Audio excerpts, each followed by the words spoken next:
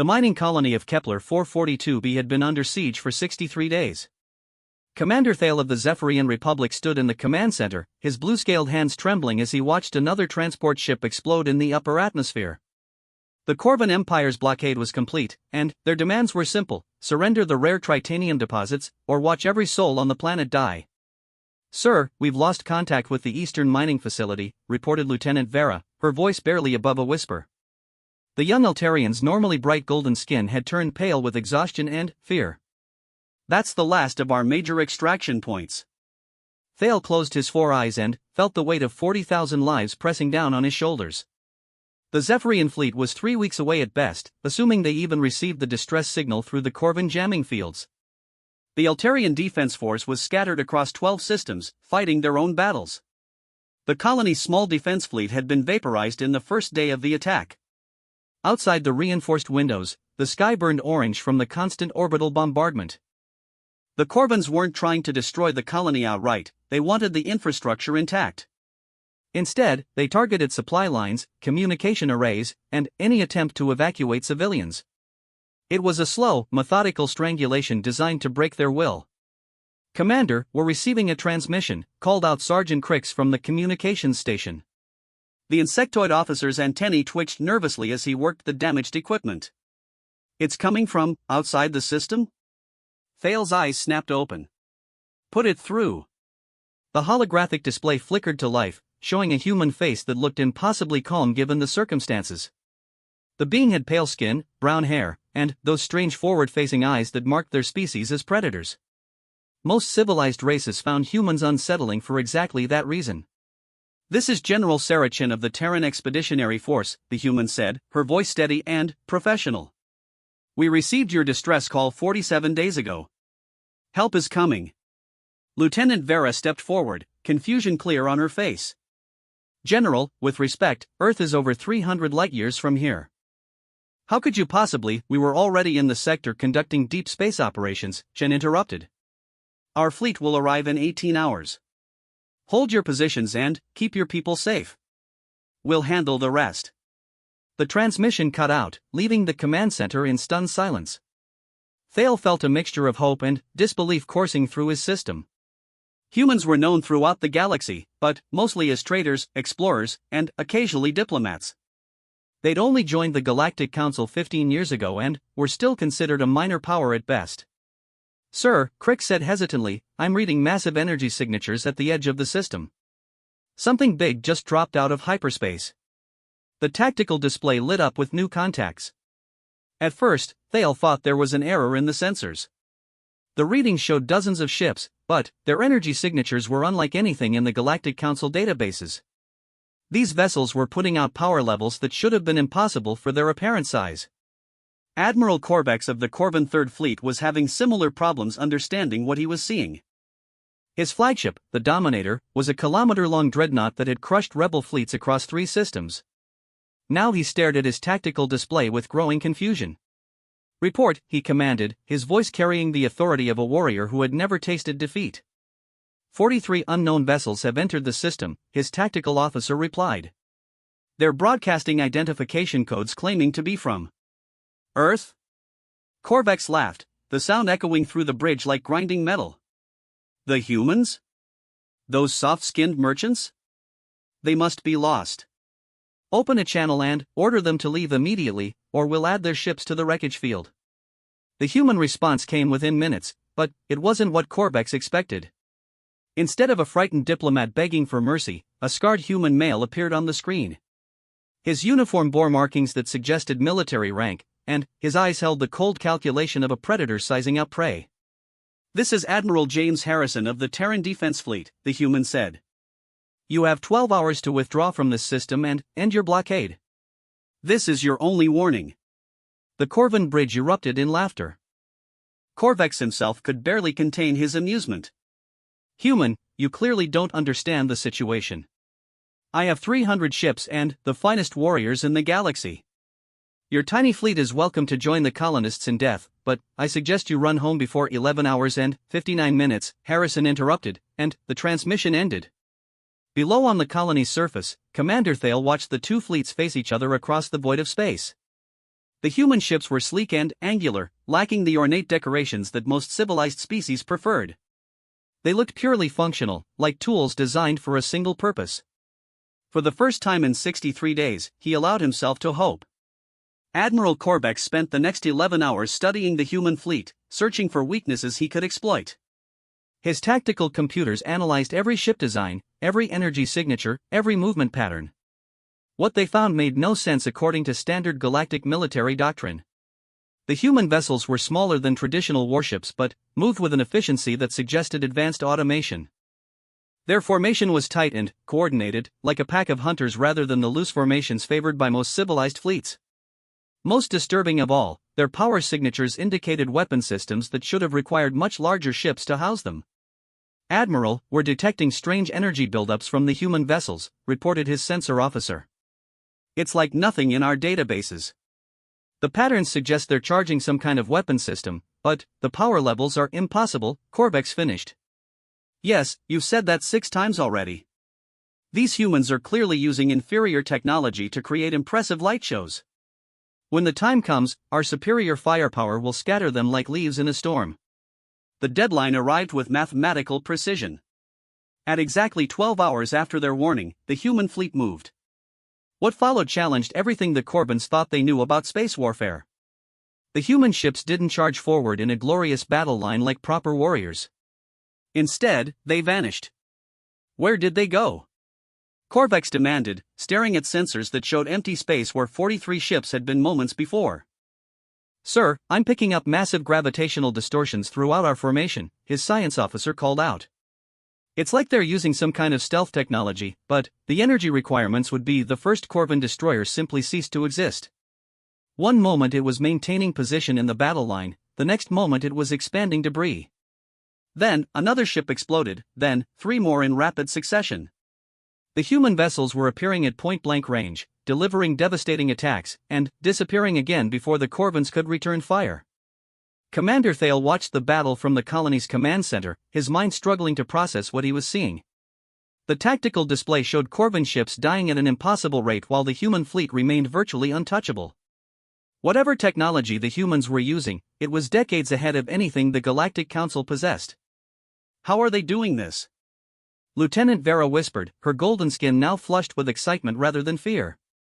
"No ship that size should be able to mount that kind of firepower." The answer came from Sergeant Crix, who had been monitoring human communications. "I'm picking up fragments of their tactical chatter. They're using something called quantum tunneling drives for short-range teleportation, and their weapons are described as relativistic kinetic penetrators." Thale felt his blood run cold. Kinetic weapons were simple in concept: launch a piece of metal at a significant fraction of light speed and let physics do the rest. But the energy requirements and targeting systems needed to make such weapons practical in space combat were staggering. The humans weren't just using advanced technology, they were using technology that the rest of the galaxy had written off as theoretically impossible. Aboard the Dominator, Admiral Corvex was discovering the limits of Corvin warrior pride. Half his fleet was gone, reduced to expanding clouds of superheated plasma and twisted metal. The human ships continued their deadly dance, appearing and disappearing like ghosts. Every time his gunners acquired a target lock, the enemy vessel would vanish and appear somewhere else in his formation. "All ships, emergency scatter," he commanded. "Break formation and prepare for emergency jump to hyperspace." But the humans had anticipated that as well. The moment the Corvin ships began to power up their hyperspace engines, the human fleet changed tactics. Instead of individual hit-and-run attacks, they began coordinated strikes on the Corvin command vessels. The Dominator's sister ship, the Crusher, took 3 simultaneous hits and broke apart in a brilliant explosion that lit up the entire system. "Admiral, they're jamming our hyperspace capabilities," his communications officer reported. "Some kind of gravitational interference. We can't jump out." For the first time in his military career, Corvex felt something he had never experienced before: fear. The humans weren't just defeating his fleet, they were doing it with casual efficiency. There was no rage in their attacks, no dramatic speeches about honor and glory. They fought like machines, each strike calculated for maximum effect. Down on the colony surface, the siege that had lasted 63 days was ending in a matter of hours. The Corvin orbital platforms were going silent one by one as human strike teams appeared to teleport directly onto them. The jamming fields that had isolated the colony for months disappeared as the human fleet systematically dismantled the Corvin infrastructure. "Commander, we're receiving a transmission from the human fleet," Sergeant Crix announced. Admiral Harrison's face appeared on the screen again, but now Thale could see the busy activity of a combat bridge behind him. The human looked calm despite being in the middle of the most one-sided battle in recorded galactic history. "Colony Command, this is Admiral Harrison. We're dispatching medical teams and supply ships to your location. Our initial assessment shows significant infrastructure damage and civilian casualties. Do you require immediate evacuation capability?" Thale found his voice after a moment of stunned silence. "Admiral, how is this possible? Your fleet is fighting like nothing we've ever seen. The weapons, the tactics, the technology." Harrison's expression didn't change, but there was something in his eyes that reminded Thale that humans were predators. "Commander, we appreciate your curiosity, but we have a battle to finish. We'll discuss technical matters after we've dealt with the remaining Corvin forces." The transmission ended, and Thale was left staring at a tactical display that showed the Corvin fleet being systematically destroyed. In less than 3 hours, what had been the most feared military force in this sector was being reduced to scrap metal by a species that most of the galaxy considered minor players. The age of human underestimation was ending in fire and twisted steel. Admiral Corvex's flagship was one of the last 12 ships remaining from his once mighty fleet. The Dominator's armor was scarred and blackened from near misses, and half her weapon systems were offline. Around him, his bridge crew worked frantically to coordinate what little remained of their defensive capabilities. "Admiral, incoming transmission from the human fleet," his communications officer announced, her voice cracking with strain. Harrison's face appeared on the screen once more. Behind him, Corvex could see human officers working with the same calm efficiency they had shown throughout the battle. There was no celebration, no signs of the bloodthirsty joy that Corvin warriors would display after such a victory. These humans treated warfare like a business transaction. "Admiral Corvex," Harrison said, his tone conversational. "Your fleet is finished. You have 2 options: surrender unconditionally and we'll arrange for your crews to be transferred to neutral territory, or continue fighting and join the rest of your ships in the debris field. You have 5 minutes to decide." The channel closed before Corvex could respond. He stared at the tactical display, watching the red dots that represented his remaining ships slowly move into a defensive formation that everyone knew was useless. His warriors had been the terror of 3 star systems. They had broken rebel fleets twice their size and forced entire planets to surrender without firing a shot. Now they were being offered mercy by a species that half the galaxy considered primitive. "Admiral," his tactical officer spoke quietly, "our remaining ships are reporting critical damage across all systems. We've lost 70% of our fleet in 4 hours. If we continue fighting..." Corvex knew what the officer couldn't bring himself to say. If they continued fighting, they would all die, and their deaths would accomplish nothing except satisfying their pride. The humans had proven that Corvin military superiority was an illusion. Their weapons, their tactics, their technology, everything the Corvin Empire had built their expansion on was obsolete. "Signal the fleet," Corvex said finally, the words tasting like poison in his mouth. "All ships stand down. We surrender." The response came within minutes. Human ships appeared around each surviving Corvin vessel, their weapons powered but not immediately threatening. Boarding parties teleported directly onto Corvin bridges with technology that made the Empire's best scientists look like children playing with toys. Commander Thale watched the surrender from the colony's command center, still struggling to believe what he had witnessed. The most powerful military force in this sector had been crushed in a single afternoon by a human fleet that hadn't lost a single ship. The implications were staggering. "Sir, human transports are requesting permission to land," Lieutenant Vera reported. "They're bringing medical supplies and engineering teams." Within hours, the colony that had been slowly dying under siege was bustling with activity. Human medics moved through the hospital wards with equipment that seemed decades ahead of standard Galactic Council technology. Their doctors worked alongside Zephyrian and Altarian physicians, sharing techniques and medications that were healing injuries everyone had thought were permanent. The engineering teams were even more impressive. They surveyed the damaged infrastructure with handheld devices that provided detailed analysis in real time. Within hours, they had restored power to sections of the colony that had been dark for weeks and begun repairs on the mining equipment that would take local teams months to fix. Thale met with the human ground commander, Colonel Maria Santos, in what had been the colony's main conference room. Santos was a compact woman with graying hair and scars that spoke of extensive combat experience. She carried herself with the casual confidence of someone accustomed to making life-and-death decisions. "Commander Thale," Santos said, offering her hand in the human gesture of greeting. "I'm sorry we couldn't arrive sooner. 63 days under siege is far too long for any civilian population to endure." Thale accepted the handshake, noting the surprising strength in the human's grip. "Colonel, I have to ask, how did you do this? The technology your fleet deployed, the tactics, the coordination, it's unlike anything we've seen from human forces." Santos smiled, and there was something unsettling about the expression. "Commander, what exactly do you know about Earth's military capabilities?" "Only what's in the Galactic Council records," Thale admitted. "Earth joined the Council 15 years ago. Your species is listed as having a small but growing space fleet, primarily focused on exploration and trade.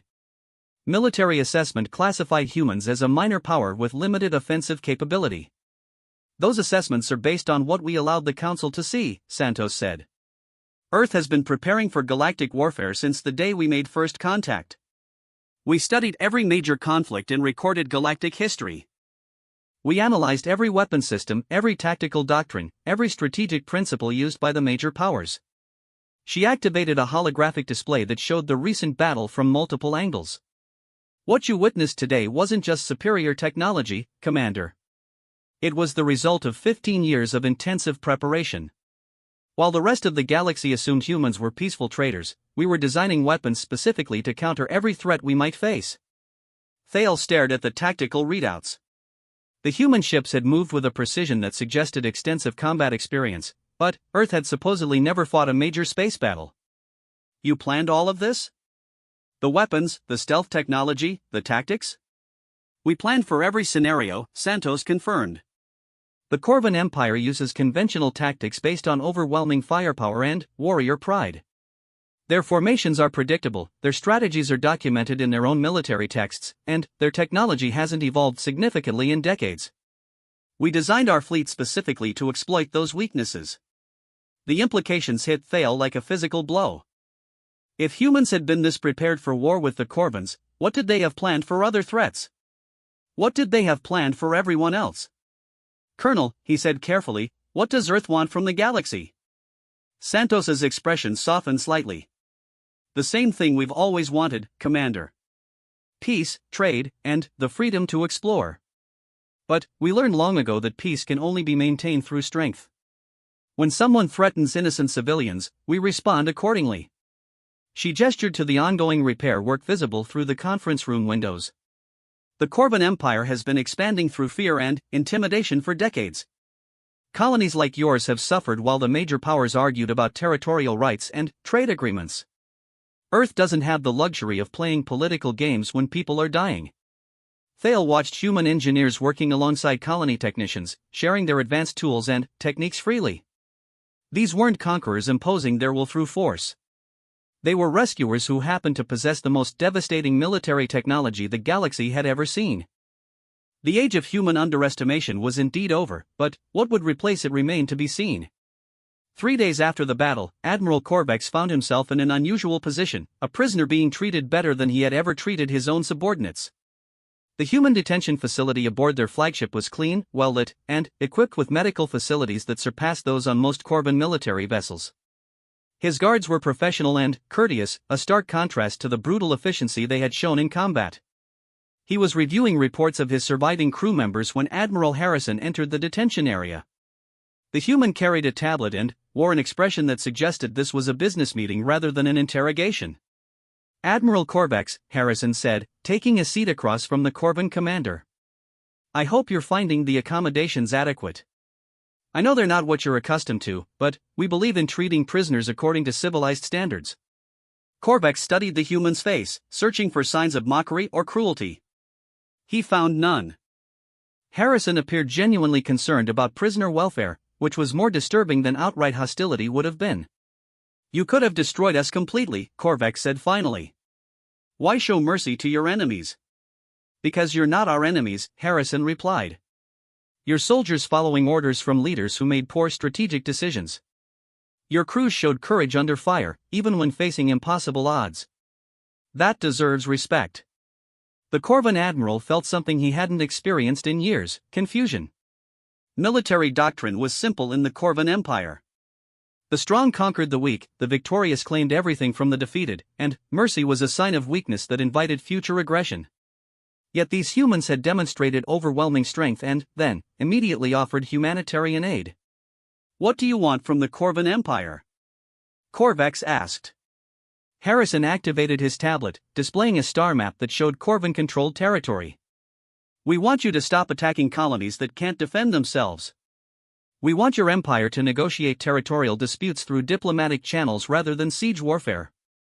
And, we want your leaders to understand that Earth will respond to future aggression against civilian populations. The simplicity of the demands was almost insulting. No territorial concessions, no tribute payments, no demands for strategic resources. The humans wanted the Corvans to behave according to civilized standards, nothing more. The Emperor will never agree to such terms, Corvex said. The Empire expands through strength. To show weakness now would invite challenges from our enemies. Then, the Emperor will discover what happened to your fleet, Harrison said calmly. And, he'll realize that Earth's definition of strength is very different from his. Meanwhile, on Kepler 442b, the colony was undergoing a transformation that went beyond simple repairs. Human engineers weren't just fixing the damaged infrastructure, they were upgrading it with technology that would make future sieges nearly impossible. New defense platforms appeared in orbit overnight, their weapon signatures similar to those used by the human fleet but scaled down for planetary defense. Commander Thale walked through the mining facility with Colonel Santos, marveling at improvements that should have taken years to implement. Colonel, this equipment is far beyond our technological base. How are we supposed to maintain systems we don't understand? You won't have to, Santos replied. These systems are designed to be self-maintaining for at least 50 years. By then, the galaxy's technology base will have advanced enough to make them standard rather than exceptional. They stopped at a control station where human and colonial technicians were working together on the new orbital defense network. The humans were patient teachers, explaining not just how the systems worked but why they had been designed with specific capabilities. You're sharing military technology, Thale observed. Isn't that dangerous? What if this knowledge falls into the wrong hands? Santos smiled that unsettling human smile again. Commander, what you're seeing here is defensive technology.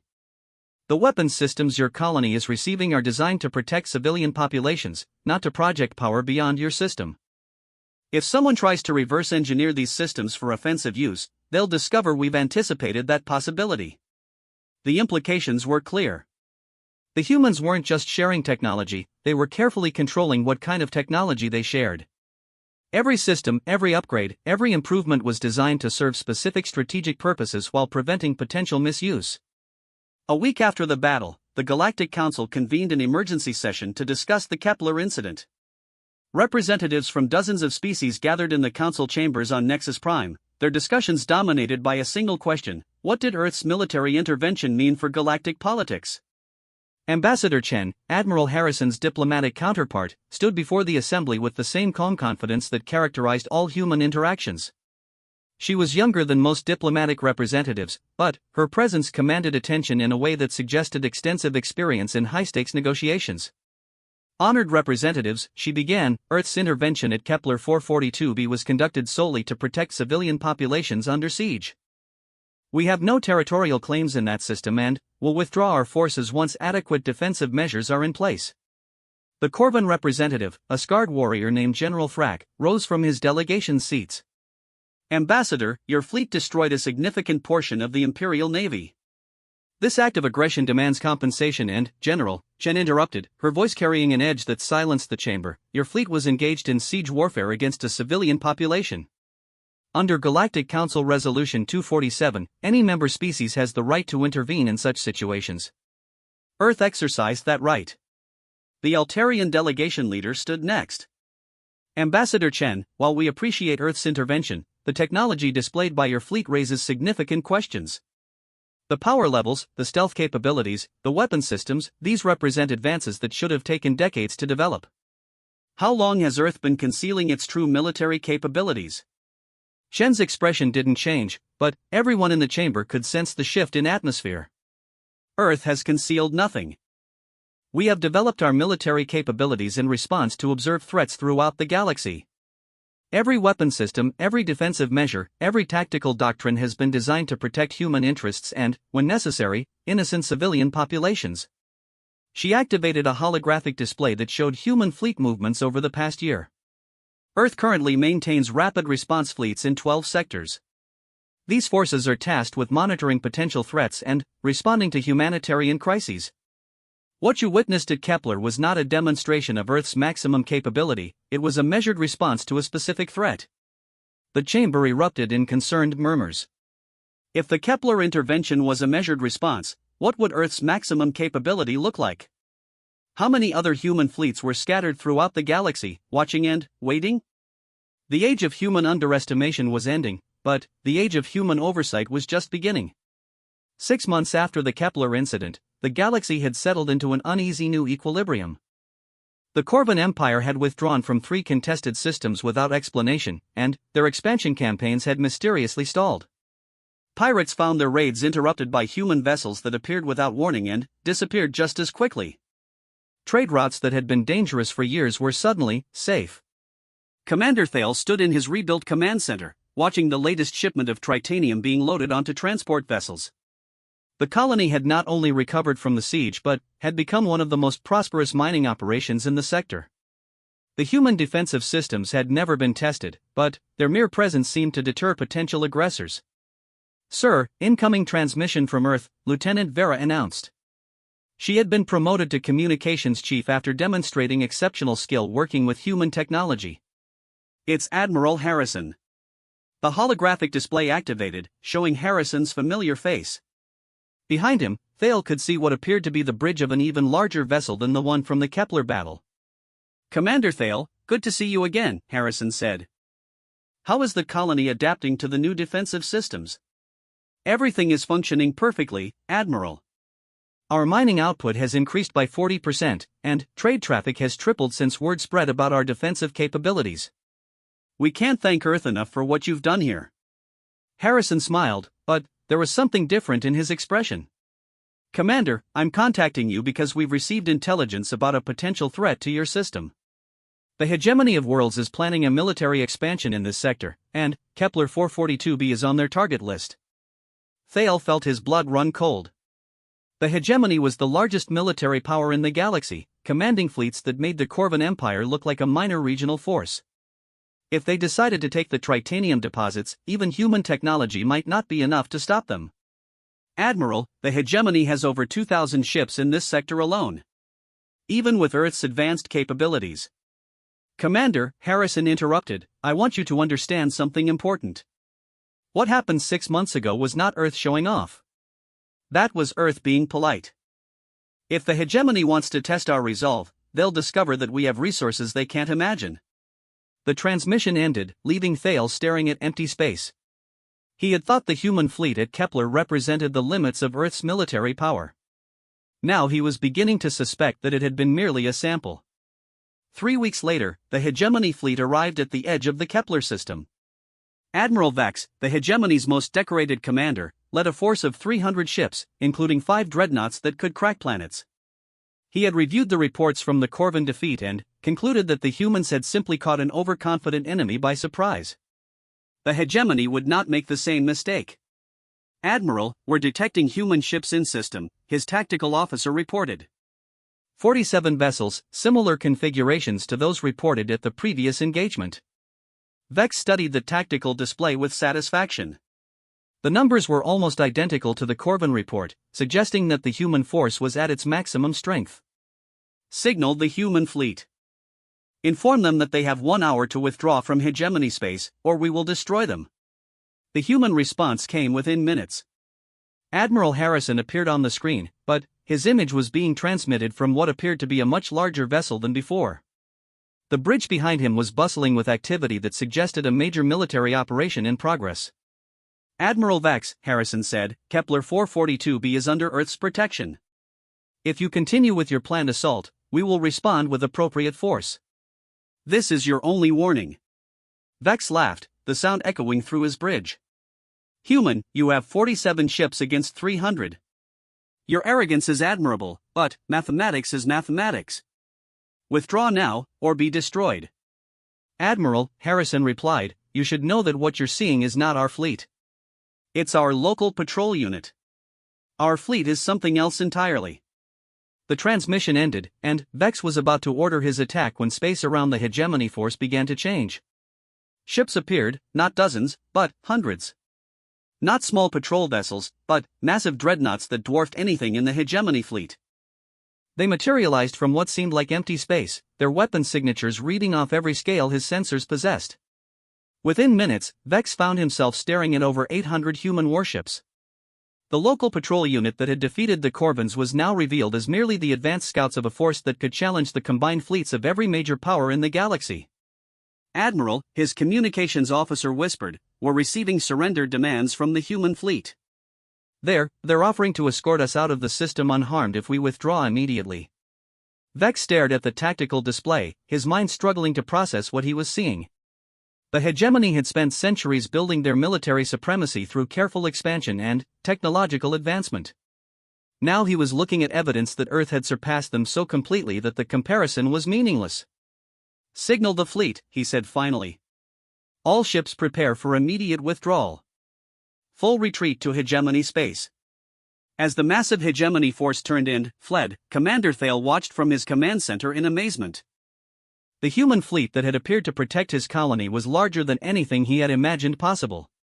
After the hegemony disappeared into hyperspace, the human ships began to vanish as well, leaving only the original 47 patrol vessels. Admiral Harrison's face appeared on the screen once more. Commander, I apologize for the dramatic display, but the hegemony needed to understand that Earth's protection of this system is absolute. They won't be returning. Admiral, Thale managed, how long have you been preparing for this? The ships, the technology, the coordination, this represents decades of development. Harrison's expression grew serious. Commander, Earth has been preparing for galactic warfare since the day we learned we weren't alone in the universe. Every technological advance, every strategic doctrine, every tactical innovation has been designed with one goal, ensuring that humanity never faces extinction again. He paused, glancing at something off-screen before continuing. The galaxy has operated under the assumption that military power comes from size and aggression. Earth operates under the assumption that military power comes from preparation and intelligence. We've been watching, learning, and preparing for every possible threat for over a century. The implications were staggering. While the major powers had been fighting territorial wars and political conflicts, Earth had been quietly building the most advanced military force in galactic history. They hadn't announced their capabilities or used them for conquest. Instead, they had waited until innocent people needed protection. What happens now? Thale asked. Now. Harrison smiled, and, for once it seemed genuinely warm rather than unsettling. Now you continue mining tritanium, we continue protecting peaceful colonies, and the galaxy learns that bullying civilians is no longer a viable military strategy. Earth didn't come to the stars to conquer or dominate. We came to explore and protect. But we came prepared for anything. As the last human warship disappeared into hyperspace, Thale realized that the galaxy had fundamentally changed. The age of expansion through force was ending, replaced by an era where the strongest military power in known space was dedicated to protecting the weak rather than exploiting them. They had thought help would never arrive. Then, Earth's soldiers descended from the sky, and everything changed forever.